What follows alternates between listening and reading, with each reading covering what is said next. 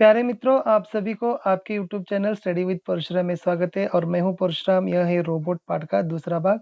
और जैसे इसके पहले भाग के वीडियो में मैं पाठ का विधा, आशय, लेखक, शब्दार्थ और पाठ का शुरुआत भी किया हूं। उस वीडियो आपको जरूर देखना है क्योंकि इससे ही पहले आपको तथ्य जानना बहुत जरूरत है बच्चों। ठीक है, आगे पाठ का शुरुआत ही करेंगे। यह है रोबोट पाठ और रोबोट पाठ एक कहानी विधा का है और इसके कहानीकार है डॉक्टर प्रदीप मुखोपाध्याय और इनका उपनाम है बच्चों आलोक है।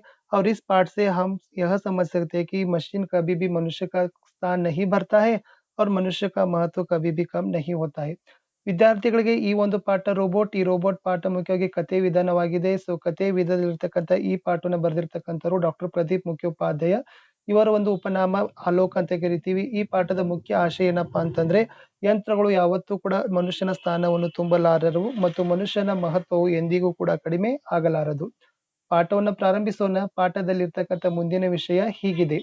वर्ष 2030 के नवंबर का महीना था। यानी बच्चों यह जो कहानी है ना, यह कहानी भविष्य की कहानी है। आने वाले पूर्वापर कहानी को आपके पास दर्शाने के एक प्रयास कर रहा है और इसलिए यहाँ पर दिया गया है कि यह 2030 नवंबर का महीना की घटना है. ವಿದ್ಯಾರ್ಥಿಗಳಿಗೆ ಇದು ಮುಂಬರ್ತಕ್ಕಂಥ ಒಂದು ಭವಿಷ್ಯದಲ್ಲಿರ್ತಕ್ಕಂಥ ಕಥೆಯನ್ನು ಹೇಳ್ತಕ್ಕಂಥ ಒಂದು ಪಾಠವಾಗಿದೆ. ಸೊ ಮುಂಬರ್ತಕ್ಕಂಥ 2030 ನವೆಂಬರ್ ತಿಂಗಳು ಇದಾಗಿದೆ. ಅಲ್ಲಿನ ಒಂದು ಕಥೆ ಇದು. दफ्तर अभी भी खुला ही था। बच्चों दफ्तर है ना, दफ्तर शब्द का अर्थ होता है कि ऑफिस, कचेरी। और जैसे उस कचेरी अभी भी खुला था यानी ओपन ही था. ಅಲ್ಲಿರ್ತಕ್ಕಂಥ ಕಚೇರಿ ಇನ್ನೂ ತೆರೆದೇ ಇತ್ತು. एक रोबोट वैक्यूम क्लीनर से दफ्तर के फर्श को साफ कर रहा था. यानी उस वहां पर जो दफ्तर में एक रोबोट ने वैक्यूम क्लीनर के साथ, बच्चों वैक्यूम क्लीनर कहते हैं ना, ये एक सफाई करने का एक मशीन है. जो सफाई करने का एक मशीन को वैक्यूम क्लीनर कहते हैं. यह वैक्यूम क्लीनर ने जो ऑफिस के, कचहरी के, दफ्तर के फर्श यानी टाइल्स, ನೆಲಹಾಸು ಸಾಫ್ कर रहा था.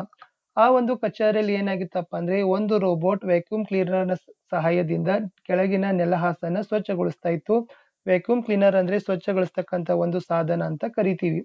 कंप्यूटर विद कृत्रिम बुद्धि आर्टिफिशियल इंटेलिजेंस के समावेश रोबोट में करने में सफल हो गए थे. जैसे बच्चों जो रोबोट काम करने में प्रमुख ही कारण है कि उसमें से कंप्यूटर विद कृत्रिम बुद्धि, यही हम कहते हैं कि कंप्यूटराइज्ड आर्टिफिशियल इंटेलिजेंस.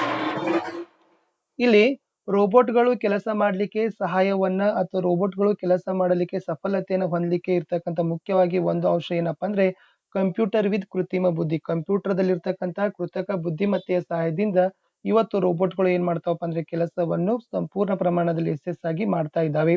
कुछ रोबोटों में तो मानवीय संवेदना के गुण पैदा करने में कंप्यूटर विद एवं रोबोटिक वैज्ञानिकों ने सफलता मिली थी. आದ್ರೆ ಕೆಲವೊಂದಿಷ್ಟು रोबोटಗಳಲ್ಲಿ जैसे कुछ रोबोट है, उस रोबोट में हम मानवीय संवेदना, जैसे मानवीय संवेदना यह कह सकते कि हंसना, रोना, गाना गाना, ओके, अलग प्रकार के नृत्य करना, यानी मानवीय संवेदनाओं को प्रकट करना, इस प्रकार के रोबोट भी आज निर्माण कर रहे हैं. कौन कर रहे हैं? कंप्यूटर विद रोबोटिक वैज्ञानिकों ने. ಸೊ ಇಲ್ಲಿ ಇವತ್ತು ಕೆಲವೊಂದಿಷ್ಟು ರೋಬೋಟ್ಗಳು ಮನುಷ್ಯನಲ್ಲಿರ್ತಕ್ಕಂಥ ಭಾವನಾತ್ಮಕ ಸಂವೇದನೆಗಳನ್ನ ಸಹಿತ ವ್ಯಕ್ತಪಡಿಸ್ತಕ್ಕಂಥ ಒಂದು ರೋಬೋಟ್ಗಳನ್ನ ಇವತ್ತು ಕಂಪ್ಯೂಟರ್ ಅನ್ನು ಮಾಡ್ತಕ್ಕಂಥ ತಜ್ಞರಾಗಿರ್ಬೋದು, ಆಮೇಲೆ ರೋಬೋಟ್ ನ ವಿಜ್ಞಾನಿಗಳು ಇವತ್ತು ಮಾಡುವುದರಲ್ಲಿ ಸಂಪೂರ್ಣವಾಗಿ ಸಫಲರಾಗಿದ್ದಾರೆ ಅಂತ ಹೇಳ್ತೀವಿ. बच्चों यहाँ तक की बात आपको क्लियर होगी. आगे है काउंटर पर बैठे एक रोबोट ने ही धीरज सक्सेना का स्वागत किया. यानी एक दफ्तर है, दफ्तर यानी कचहरी, और उस कचहरी में एक काउंटर पर, जैसे हम कहते हैं कि स्वागत काउंटर कहते हैं ना, जो आने वाले सभी जो ग्राहकों के लिए स्वागत करता है, रिसेप्शनिस्ट काउंटर कहते हैं. जिस काउंटर में एक रोबोट बैठा था वह रोबोट ने धीरज सक्सेना को स्वागत किया. ಇಲ್ಲಿ ಆ ಒಂದು ಕಚೇರಿಯಲ್ಲಿ ಏನಿರ್ತಿತ್ತಪ್ಪ ಅಂದ್ರೆ ಒಂದು ಸ್ವಾಗತಕಾರರಂತ ಇರ್ತದ ದೊಡ್ಡ ದೊಡ್ಡ ರೀತಿಯಾಗಿರ್ತಕ್ಕಂಥ ಮಾಲ್ಗಳಲ್ಲಿ, ಅಂಗಡಿಗಳಲ್ಲಿ. ಆ ಸ್ವಾಗತಕಾರರ ಕೌಂಟರ್ನಲ್ಲಿ ಒಂದು ರೋಬೋಟ್ ಏನ್ ಮಾಡಿತ್ತಪ್ಪ ಅಂದ್ರೆ ಧೀರಜ್ ಸಕ್ಸೇನಾ ಅವರನ್ನ ಸ್ವಾಗತವನ್ನ ಮಾಡಿತು. ಜಿ ಶ್ರೀಮಾನ್ ಮೈ ಆಪ್ಕೆ ಲಿಯೆ ಕ್ಯಾ ಕರ್ ಸಕ್ತಾ ಹೂಂ. ಆ ರೋಬೋಟ್ ಏನ್ ಹೇಳ್ತಿತ್ತಪ್ಪ ಅಂದ್ರೆ ಧೀರಜ್ ಸಕ್ಸೇನಾಗೆ, ಶ್ರೀಮಾನರೇ, ಮಾನ್ಯರೇ, ನಾನು ನಿಮ್ಗೆ ಏನ್ ಸಹಾಯವನ್ನ ಮಾಡ್ಲಿ ಅಂತ ಹೇಳ್ತದ. जवाब में धीरज सक्सेना बोले, मुझे घरेलू कामकाज के लिए बुद्धिमान रोबोट की जरूरत है.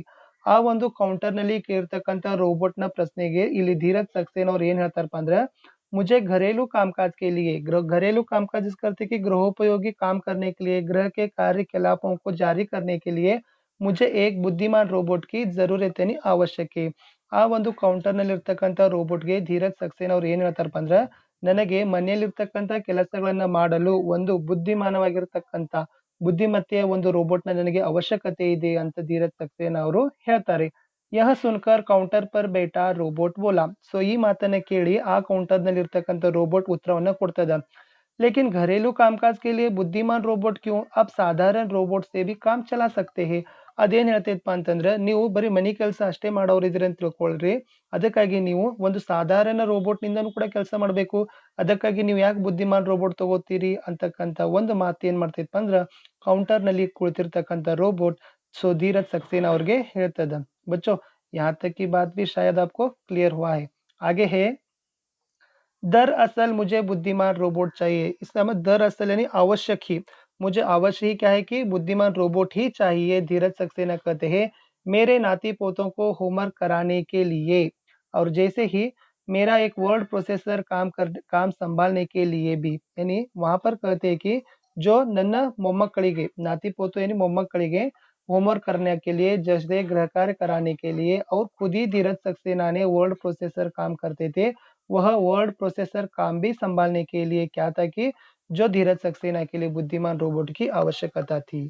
ಇಲ್ಲಿ ಸೊ ಧೀರಜ್ ಸಕ್ಸೇನಾ ಅವರಿಗೆ ಬುದ್ಧಿಮಾನ್ ರೋಬೋಟೇ ಏಕೆ ಬೇಕು ಅನ್ನೋದಕ್ಕೆ ಒಂದು ಎರಡು ಕಾರಣಗಳನ್ನ ಕೊಟ್ಟಿದ್ದಾರೆ. ಒಂದನೇದು ಅವರ ಮನೆಯಲ್ಲಿರ್ತಕ್ಕಂಥ ಮರಿಮಕ್ಕಳಿಗೆ ಮೊಮ್ಮಕ್ಕಳ ಒಂದು ಮನೆ ಕೆಲಸ ಗೃಹ ಕಾರ್ಯ ಹೋಮ್ವರ್ಕ್ ಅನ್ನ ಮಾಡಿಸೋದು. ಎರಡನೇದು ಧೀರಜ್ ಸಕ್ಸೇನಾ ಅವರು ವರ್ಡ್ ಪ್ರೊಸೆಸರ್ ಅಂತ ಒಂದು ಶಬ್ದ ಇದೆ. ಇಲ್ಲಿ ವರ್ಡ್ ಪ್ರೊಸೆಸರ್ ಅಂದ್ರೆ ಏನಪ್ಪಾ ಅಂತಂದ್ರೆ ಕಂಪ್ಯೂಟರ್ ನಲ್ಲಿ ಮೈಕ್ರೋಸಾಫ್ಟ್ ಆಫೀಸ್ ಅಂತೀವಿ ಅದ್ರಲ್ಲಿ ಏನೋ ಒಂದು ಕೆಲಸಗಳನ್ನ ಮಾಡೋದು. ಅದು ವರ್ಡ್ ಅಲ್ಲಿ ಆಗಿರ್ಬೋದು, ಎಕ್ಸೆಲ್ ಶೀಟ್ ಅಲ್ಲಿ ಆಗಿರ್ಬೋದು, ಪವರ್ ಪಾಯಿಂಟ್ ಅಲ್ಲಿ ಆಗಿರ್ಬೋದು. ಈ ತರನಾಗಿ ವರ್ಡ್ ಪ್ರೊಸೆಸರ್ ಕೆಲಸವನ್ನ ನಿರ್ವಹಣೆ ಮಾಡೋ ಸಲುವಾಗಿನೂ ಕೂಡ ಧೀರಜ್ ಸಕ್ಸೇನಾ ಅವರಿಗೆ बुद्धिमान रोबोट ना आवश्यकते इतु. ये इमेज दलीने ನಾವು ಕೊಟ್ಟಿದ್ದಾರೆ. सो ಇವರೇ ಏನಪ್ಪಾ ಅಂದ್ರೆ धीरज सक्सेना और जैसे उन्होंने दफ्तर को आते हैं और दफ्तर पर आकर वहां पर काउंटर पर एक रोबोट बैठा हुआ है और यह रोबोट ने धीरज सक्सेना को स्वागत करते हैं और यह रोबोट पूछता है कि श्रीमान मैं आपके लिए क्या सहायता कर सकता हूँ. और धीरज सक्सेना ने कहते हैं कि मुझे घरेलू कामकाज के लिए एक बुद्धिमान रोबोट की आवश्यकता है. फिर काउंटर पर बैठा हुआ रोबोट फिर कहता है कि लेकिन घरेलू कामकाज के लिए साधारण रोबोट से भी काम चला सकते हैं. फिर धीरज सक्सेना ने उत्तर देता है कि मेरे नाती पोतों का होमवर्क कराने के लिए और वर्ड प्रोसेसर का काम संभालने के लिए मुझे आवश्यक ही बुद्धिमान रोबोट की जरूरत थी. यहाँ तक तो बात क्लियर हो गया. आगे है बच्चों फिर ठीक है जैसी आपकी मर्जी यानी आपकी इच्छा. फिर काउंटर पर बैठा हुआ रोबोट कहता है कि आपकी मर्जी. ಅವಾಗ ಕೌಂಟರ್‌ದಲ್ಲಿರ್ತಕ್ಕಂಥ ರೋಬೋಟ್ ಹೇಳ್ತೈತೆ ಅಂದ್ರೆ ಆಯ್ತು ಅದು ನಿಮ್ಮ ಇಷ್ಟ. जब आप ज्यादा कीमत चुकाकर बुद्धिमान रोबोट की सेवाएं लेने के लिए तैयारी है तो हमें भला क्या ऐतराज हो सकता है. ಸೊ ಅವಾಗ ಏನ್ ಹೇಳ್ತೈತಪ್ಪ ಅಂತಂದ್ರೆ ನೀವು ಹೆಚ್ಚು ಹಣವನ್ನು ಕೊಟ್ಟು ಜಾದಾ ಕಿಮತ್ ಸೊ ನೀವು ಹೆಚ್ಚು ಒಂದು ಹಣವನ್ನು ಕೊಟ್ಟು ಒಂದು ಉತ್ತಮವಾಗಿರತಕ್ಕಂತ ಒಂದು ಬುದ್ಧಿಮಾನ್ ರೋಬೋಟ್ ಅನ್ನು ತೆಗೆದುಕೊಂಡ್ರೆ ಅದರಲ್ಲಿ ಒಳ್ಳೇದಿದೆ ಹಮೇ ಫಲ ಸೊ ಒಳ್ಳೇದು. ऐतराज इसका शब्द होता है कि बच्चों आपत्ति ಇದರಿಂದ ನಮಗೇನೋ ರೀತಿಯಾಗಿರ್ತಕ್ಕಂಥ ದೋಷ ಕೆಡುಕು ಇಲ್ಲ ಅಂತ ಏನ್ ಮಾಡ್ತೈತಪ್ಪ ಅಂತಂದ್ರೆ ಆ ಬುದ್ಧಿಮಾನ್ ಅದು ಕೌಂಟರ್‌ದಲ್ಲಿ ಇರ್ತಕ್ಕಂಥ ರೋಬೋಟ್ ಧೀರಜ್ ಸಕ್ಸೇನಾ ಅವ್ರಿಗೆ ಹೇಳ್ತದ. ಗೊತ್ತೈತಲ್ಲ जैसे आप ज्यादा कीमत चुकाकर बुद्धिमान रोबोट की सेवाएं लेने के लिए तैयारी है तो हमें भला क्या ऐतराज हो सकता है. ಸೊ ಅದು ನಮ್ಗೆ ಒಳ್ಳೇದು ನಮ್ಗೇನ್ ಅದರಿಂದ ಯಾವುದೇ ತರನಾಗಿರ್ತಕ್ಕಂಥ ದೋಷ ಇಲ್ಲ. ನೀವು ಹೆಚ್ಚು ಹಣ ಪಾವತಿಯನ್ನ ಮಾಡಿ ಒಂದು ಬುದ್ಧಿಮಾನ್ ರೋಬೋಟ್ ಅನ್ನು ತೆಗೆದುಕೊಳ್ಳುವುದರಿಂದ ಅಂತ ಸೊ ಕೌಂಟರ್‌ದಲ್ಲಿ ಕುಳಿತಿರ್ತಕ್ಕಂಥ ಏನ್ ಮಾಡ್ತೈತಪ್ಪ ಅಂದ್ರೆ ರೋಬೋಟ್ ಅದು ಹೇಳ್ತದ. ಅವಾಗ ಮತ್ತೆ ಧೀರಜ್ ಸಕ್ಸೇನಾ ಅವ್ರು ಹೇಳ್ತಾರ धीरज सक्सेना को यह रोबोट बहुत ही व्यवहार कुशल और चालाक लगा. ಆ ಕೌಂಟರ್‌ದಲ್ಲಿ ಕುಂತಿರ್ತಕ್ಕಂಥ ಏನ್ ರೋಬೋಟ್ ಇತ್ತಲ್ಲ ಆ ರೋಬೋಟ್ ಏನ್ ಅನಿಸ್ತೈತಪ್ಪ ಅಂದ್ರೆ ಧೀರಜ್ ಸಕ್ಸೇನೆಗೆ ಬಹಳಷ್ಟು ರೀತಿಯಾಗಿರ್ತಕ್ಕಂಥ ವ್ಯವಹಾರ ಕುಶಲ ಅಂದ್ರೆ ವ್ಯವಹಾರದಲ್ಲಿ ಮಾಡ್ಲಿಕ್ಕೆ ಒಂದು ಬಹಳಷ್ಟು ಚಾಕಚಕ್ಯತೆ ಅಷ್ಟೇ ಅಲ್ಲದೆ ಚಾಲಾಕ್ ಅಂದ್ರೆ ಬಹಳಷ್ಟು ಬುದ್ಧಿಮಾನನು ಕೂಡ ಅಂತ ಏನಾಯ್ತಪ್ಪ ಅಂದ್ರ ಅನಿಸ್ತದ ಧೀರಜ್ सक्सेनाಗೆ. सचमुच ग्राहक की नब्ज पकड़ने की कला में वह पारंगत लगता था. ಅಂದ್ರೆ ಏನೈತಪ್ಪ ಅಂತಂದ್ರ ನಬ್ಸ್ ಅಂತಂದ್ರೆ ನಾವು ನಾಡಿ ಅಂತ ಕರಿತೀವಿ. ಪಾರಂಗತ್ ಅಂದ್ರೆ ಏನಪ್ಪಾ ಅಂದ್ರೆ ನಿಪುಣ ಅಂತ ಕರಿತೀವಿ.